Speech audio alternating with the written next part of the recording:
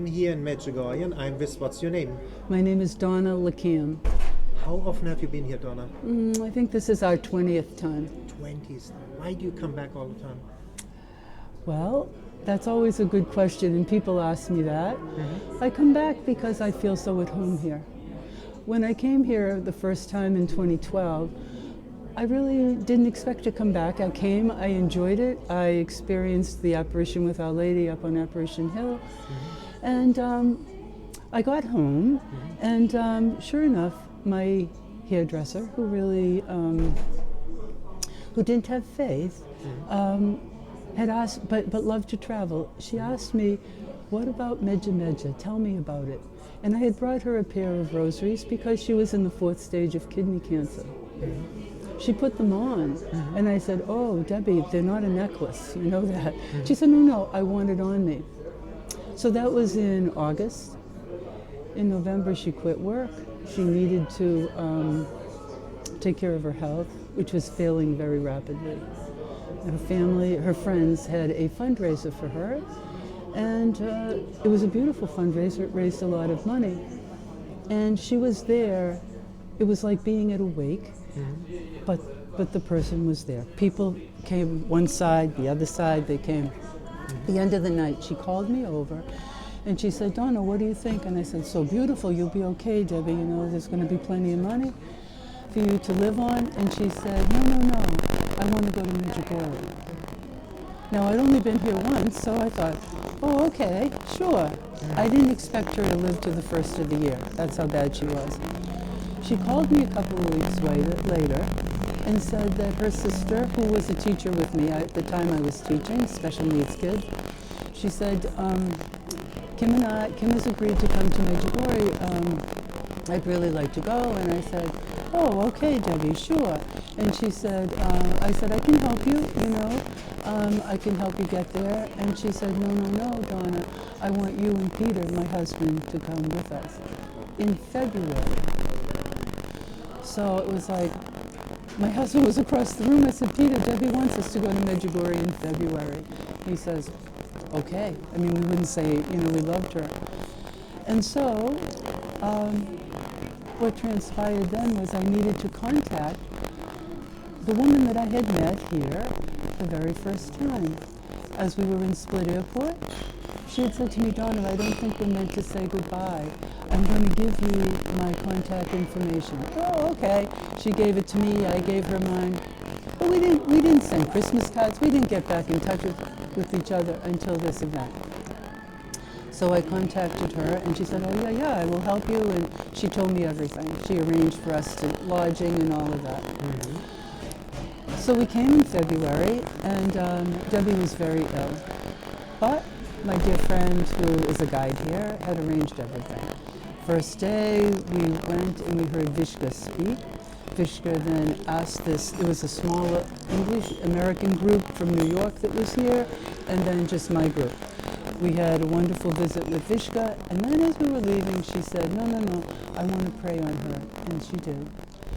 And my dear friend Debbie just came out to the car and said, wow, she never told us anything more. All she said was, wow. 2 days later, my guide friend had arranged for her to go up Apparition Hill. The boys came.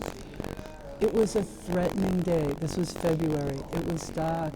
Looked like it was going to rain, but it was going to rain the next few days. This was like the only chance.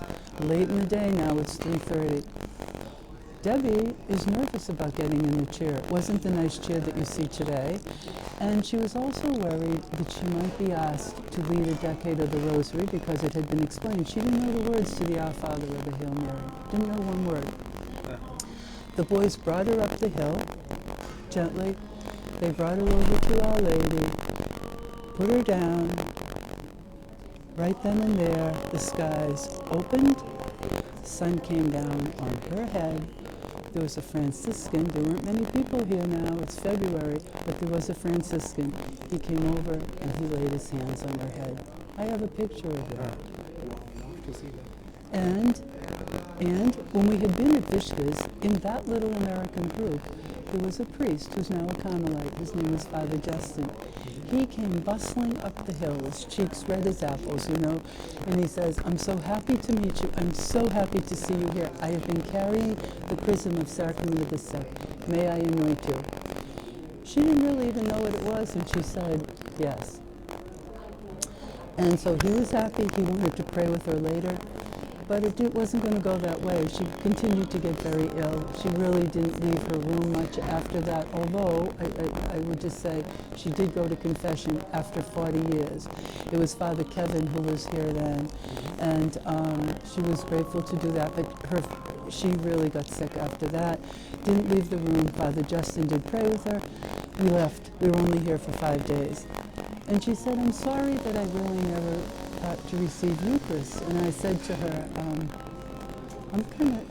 I was feeling sorry too, but I said to her, "Well, maybe it's meant to continue back in Boston where we're from." So Debbie, if you want Eucharist, of course, just let me know. I can bring it. I can get a priest to bring it. I can get a nun to bring it, you know. And she was so naive, really, about the Catholic practice that she said to me, "Wow, you must be really well connected." I was like, no, that's an easy thing to do. She did call me. She had all of her family leave because they really had no faith practice. And I brought her communion, I brought her lunch, and she fell asleep. But before falling asleep, when I was cleaning up, she said to me, "You know, Donna, I know I'm going to heaven. I know I'm going to heaven." And I remember stopping dead in my tracks thinking, wow, who can really say that? I mean, I hope I am. I really believe that at some point, yes. But she was so definite about it. It was just such a beautiful thing. And so her health continued to get very bad, and she died on the eve of Divine Mercy Sunday. Her family didn't understand the significance of that, you know, but on my calendar, I have that, because that was, not that I will ever forget it, but it was just such a special occasion. So that was the second time I came. And then, of course, that was so powerful.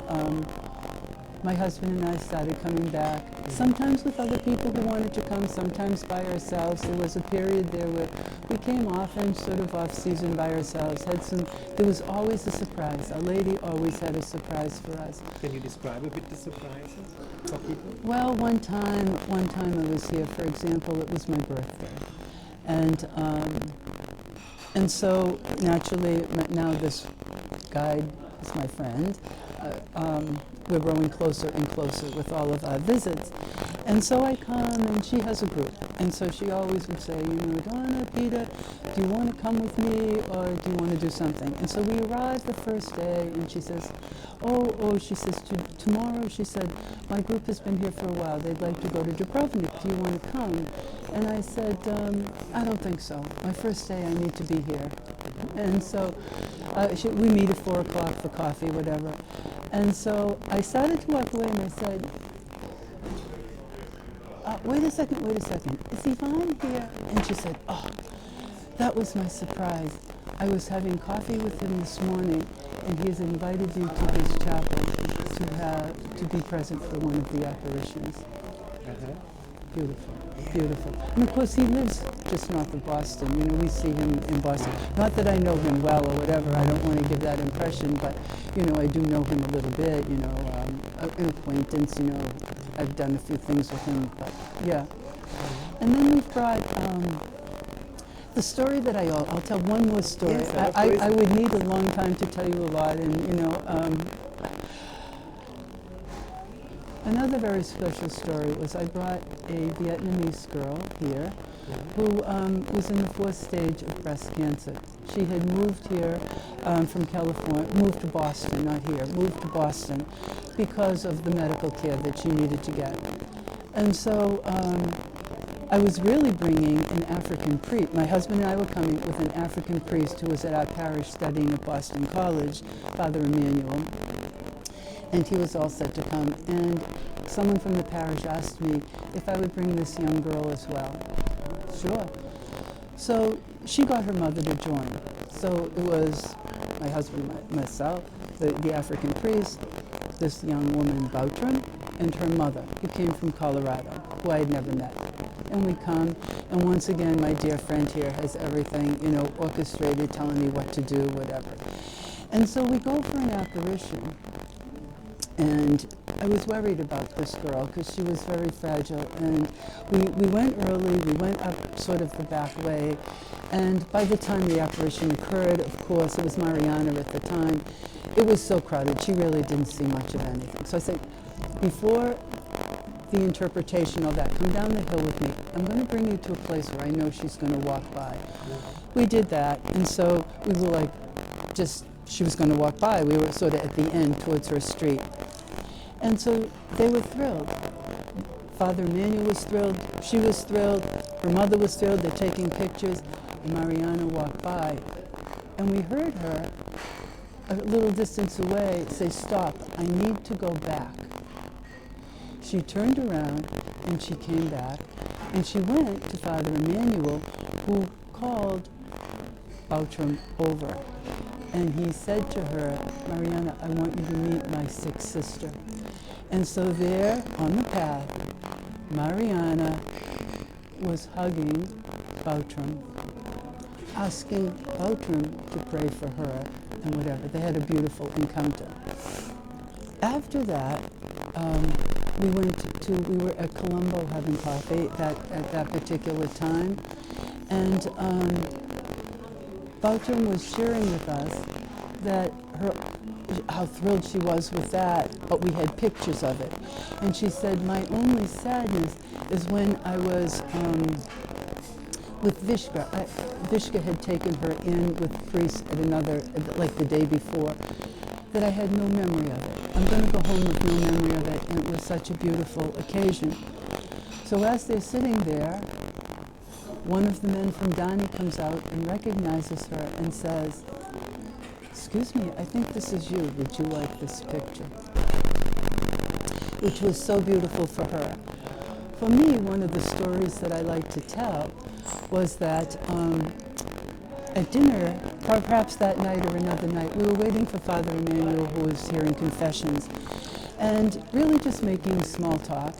And I said to her mother, Lonnie, have you always been from Colorado? And she said, no, I came from Los Angeles, from Orange County. And I said, Orange County. I said, I know so many thousands, maybe millions of Vietnamese people have come through. But I have a very dear friend who has traveled with us. And I have her Vietnamese name. I call her Sandy. I have her Vietnamese name because she has traveled with us, and I had her passport information. So I reach in, I grab it, and I show it to her. I lean over the table, and she stops. And she says to me, Donna, is she about my age? And I said, I think so, yes. And she said, see that middle name? That's my cousin. I have been looking for her for over 30 years. Her father and my brother, and her father and my father were brothers. And in the war, we both came here but lost each other. And see, she was living on the West Coast, my friends on the East Coast or whatever. And so I said, would you like to see? I said, before you go back to Colorado, because we were going to be flying home the next day, before you go back to Colorado, would you like to see her? And she says, oh yes. I said, okay. So I was sitting in Dubrovnik Hotel. I text my friend, hi Sandy, this is Donna, I'm in Medjugorje. I'm going to come by the shop on Thursday. I have a surprise for you. That's all I said. She wrote back. Now I know she's doing people's nails because she has a lovely shop. It's just Sandy and her daughter. And she says, miss you, love you. So I knew she got the message. So to make the long story short or manageable, when we got home, I brought her cousin to the shop. And the reunion was just something to see. Never in all of my life of knowing Sandy for over 25 years, let's say, had I ever seen her close the shop. She closed the shop. To see the look on the face when I brought Lon in, and she said to me, I told her I had this surprise, and she says, She looked at me, she looked at Lon, she looked back at me, and she said, Donna, I know that face. And I said, yes, you do. Oh! It was just unbelievable. So Sandy offered for Lon to come and work at her shop, to come and live with her so that she could be with her very sick daughter and take care of her because it wasn't going to go well, you know. And so she did that. She moved here from Colorado, she lived there, and she was with her daughter. But you know, how is it? None of us can ever figure out, or could never orchestrate ourselves, how we would ever be in a position to put these two cousins together after all this time in Medjugorje. It's Our Lady doing the deal. Our Lady. And so, you know, I'm just an ordinary person, you know, to have some of these beautiful, beautiful stories to tell. And so many other little ones, you know, where Our Lady shows herself to me all the time. In which way? Everybody wants this connection. What would you give them as some advice? I would say just listen to her messages. Pray, pray, pray, consecrate yourself to her. Seriously. And she takes care of the rest. You know, there was a time where, when I was coming, I used to try and sort of plan out what I was going to do day by day. There's no need to, it's all taken care of, you know, and it's just the little things. I go home so filled up, so filled up. It helps, you know, we go home tomorrow. Typically this would be a very sad day for me, but I know I'm coming back in June. Absolutely. In June. Yeah. On June 29th, it's my husband and I's 50th wedding anniversary, and we want to be here. And we want to be at the top of Apparition Hill to thank Our Lady. You know, I had some surgery. Yeah, I had some surgery last November, and you know, it's when things go wrong. It's always wonderful to have these beautiful stories, but she's a real mother. You know, she's with you in the hard times too, and she makes them all so much more manageable. And so, you know, people say, well, I know you have great faith in Our Lady, and I've always had devotion to her from childhood, but it's different now. It is different now. And I think probably the thought that I would leave with people is that when I'm home and she's with me, she's with me. But when I come here, I feel like I'm in her house. And so, like, when I come to Medjugorje, I'm going home. I'm going to see my mother. And can I ask you, there are a lot of marriages struggling. You are 50 years together. What would you give these people as an advice how they can have a lasting marriage? What would you tell them? Well, that's a hard question, because I know some people have the best of intentions and struggle hard and want the relationship to go on and to last forever. I would say that faith, being able to share your faith, although when I say that, I say it with some caution, because in the first 30, maybe 35 years of our lives, we were so busy. You know, my husband and I both worked. We have 3 children. I had my mother living with us who was ill. I had his aunt living with us who was ill. We had dogs. You know, it was just a crazy, busy time. But we did know, you know, we're products of, you know, the late 60s and 70s, give peace a chance. We knew then that we shared the same values. I think starting off, being sure that you really share the important values has been important.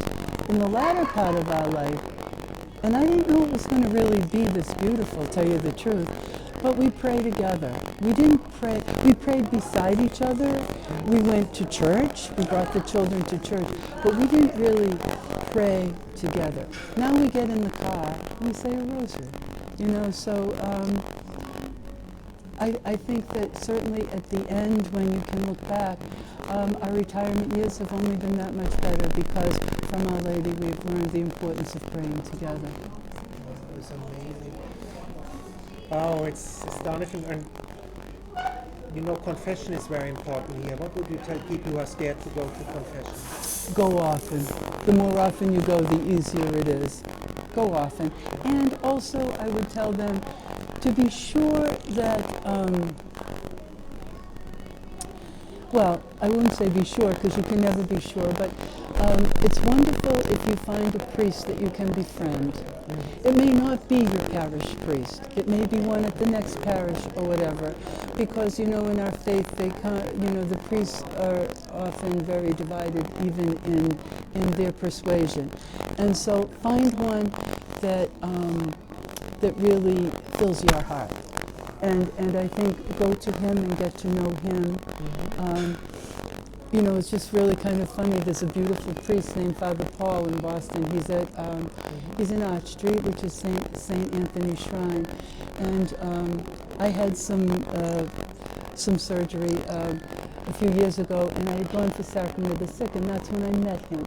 And we've become so very, very close, to the point, for the first time in my life, I would go to confession to a priest that I'm very friendly with, and so that's very special too. Franciscans are very wonderful, sometimes finding a priest that comes from an order that has also the charisma of that order can be very satisfying for people. That's another thing to consider, but not necessarily. I have priests that are diocesan priests too that are really wonderful. But I would say go often. Our Lady asks you to go once a month. We try for the first of the month, and it just gets easier and easier. And sometimes you're really going for just the graces of the sacrament, and isn't that so beautiful? I mean, we know that we have human flaws and all of that, but it's okay. It's okay. We're not expected to be perfect. Well, I think this is very important for people. I'm too a perfectionist, and the priest said to me, we don't have, only God is perfect. Yes. We all have flaws. That's why we have the sacrament. Jesus knows our state. Right. He knows before you get there. So the sacrament is really for you. And what would you tell people? Why you're Catholic? Why are you so convinced of your faith? Oh, because why not? I love Jesus, and it's his faith. This is the faith he started with all of its problems, and it has a lot of them right now. We're called to pray for our church, for our church. And so, the very first time I came, and I never heard of this anywhere else, so I don't even know exactly where I got it. But I went home with this the very first time I came. Always in your prayer, pray for families. Families. Your family, everybody's family. You've covered everybody in the world because we're all part of a family. Pray for peace. Peace in our world, your country, your home, your heart. Pray for the souls in purgatory. And this was the one that surprised me, which is why I remember it. Pray for the clergy, which Our Lady, that time, it was pray for her shepherds. And there are so many controversies with the priests that it's very, very important to pray for them, for our Holy Father, for his health, his intentions, all of that. You have a favorite spot in Medjugorje? That's hard. When I go home, I do pray at home, and I come here every day in my mind. I wander, just like when I'm here. Sometimes I'm up at Apparition Hill. Sometimes I'm at the Blue Cross. Sometimes I'm in the church. Sometimes I'm just along the streets. We've been here so many times, mainly in the off season, fall and spring, I would say, that, some of our most peaceful moments have been just wandering, saying the Rosary together, wandering in town. And you felt the same, made the same experience? They say here that Our Lady, when you enter Medjugorje, she's the tour guide. She will direct you where to go. Without a doubt. I also think of her, and this was from a priest that we met the first time we were here, who's from California, Father Jim Sullivan, wonderful priest too, who's become a very close friend of ours. He comes and stays with us sometimes. He calls her the great networker. Yep. Our Lady puts you with people that she wants in your life. Now, there are two in particular friends that we have here, actually maybe three, and we call them the gold threads in the fabric of our lives. They add a special dimension. And that's something else that I've learned later in life. I would say that when you have friends that you can pray with, they become very special friends. It's different than you know, the friends that you have because your children are friendly, or the friends that you have because they're neighbors. When you have that additional common experience, it's very beautiful. Unbelievable. Wow. And at the end, what would you tell people? Why come to Medjugorje one time? Why not? Why not? Give it a chance. Some people, don't be afraid to come here. You know, don't be afraid to come here. It's a beautiful place. I never expected to be here all this time, and you don't have to be here all this time, you know, but give it a chance, see, because it can be life-changing. It can be life-changing. Your life, yeah? Without a doubt. And you For the said- better. For the better. And you said, I think this I would like to ask, you said that now you surrender more. You say you let things happen in your life. Oh, without a doubt, yes. And they're always better. Actually, sometimes when there are just even, common inconveniences or whatever, let it go. It's all going to be okay. So you definitely say also, if you surrender, you will die, will be done in your life. You have a more peaceful, joyful Yes, life. yes. And Our Lady never will fail you. She will bring you closer to Jesus. Yeah. To Jesus through her. That's for our Protestant friends. That's the road. You don't pray to her as a goddess. She No. leads to her son. She leads you. She leads you. You know, and you know you will feel her presence closer at times when you need it. She's always there when you need it, And just like a mother. Wow. And you felt like when you pray the Rosary that your prayers are answered. That's a special way to receive graces. Yes, yes. I have devotion to the Rosary, which I have had before Medjugorje. I try now to say more rosaries. You know, I try for 3 a day. So there are times where I would be kind of hard on myself, you know, because it's hard to stay very focused for 3 rosaries. Yeah. But, you know, I've gotten gentler. It's okay.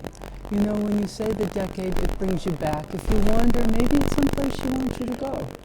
You know, so I think when I am not focused, I try and remind myself that what she is smiling at is that at least I'm faithful. If not focused, I'm faithful. And you made the experience God wants our heart. He doesn't want that we do action, action, action. Yes. That we are with the heart with Yes. him. You know, as it Yes, is in the Bible, I think so. I think that, you know, I have a friend who had said to me one time, you know, Donna, she said, someday when we die, we're going to be judged. And I said, yes, we are. I fully believe that. But we're going to be judged on the condition of our heart. Not necessarily how many rules you've followed or how many rules you've broken, but the condition of your heart. And that's, for me, where my focus needs to be. The secret is how much did you love, you know? Yes. And what would you say? A lot of people think you saw it yourself. They think that God the Father is an angry old man with a white beard. He waits to judge us. I think that you should be very careful about what your opinion of God is. You know, there was a wonderful priest, a very wonderful priest, and he says how you will conduct your life has to do with your feeling of God. And so I would say that, and it's really mostly in the end of my life, this last chapter, which is so great, that I think of God as being most merciful, most loving and merciful, the prodigal Father. And so I also have great devotion to divine mercy. You know, Sister Faustina, why that? Why that? well, my husband and I went on a pilgrimage there in the year of Divine Mercy, which might have been 2015, I'm not exactly sure.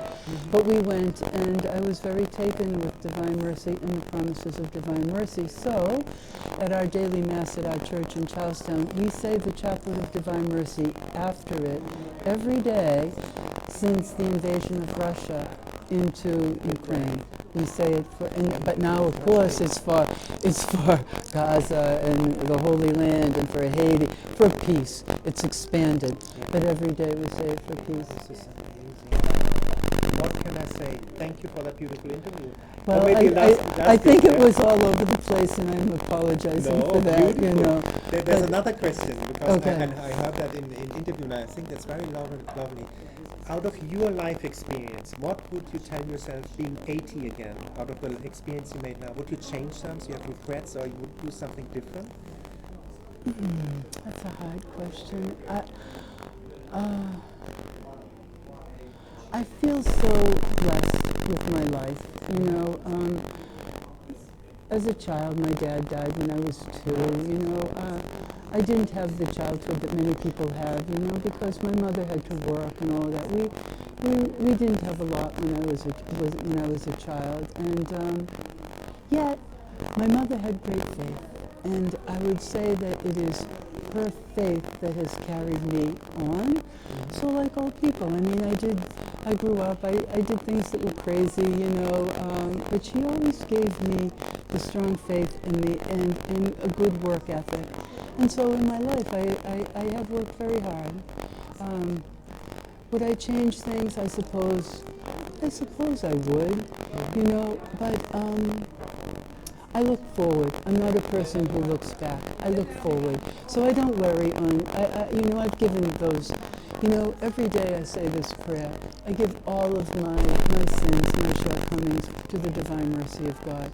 I give my future to His divine providence. And I live today in His love and His mercy and His peace. And that's the secret. Thank you so much for that beautiful So that's interview. all I can tell you. Wow, so beautiful. Thank you so much. You're very welcome.